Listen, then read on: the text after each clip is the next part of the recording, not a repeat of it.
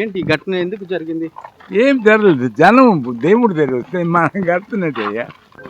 విపరీతమైన జనం దేశ స్వామి దగ్గర వచ్చారు, దానికి మనం ఏంటి చేస్తాం, ఎంత కంట్రోల్ చేపితే జనం ఉండలేపారు. మరి ఇంతమంది వస్తారని ముందు అనుకోలేదా? పోలీసులకి కొన్ని సమాచారం కానీ ఇవ్వడం కానీ నేను చేయలేదా? పోలీసులు పదయ్యా, నేనేంటి చెప్తాను, నల్లేను నువ్వు అన్ని అడుగుతున్నావు.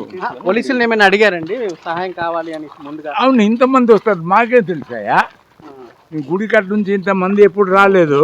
అంటే మీరు ఏజ్డ్ కదా, పోనీ బయట వ్యక్తుల సహాయం అయినా తీసుకోలేకపోయారా? పోనీ 95 అయింది నాకు.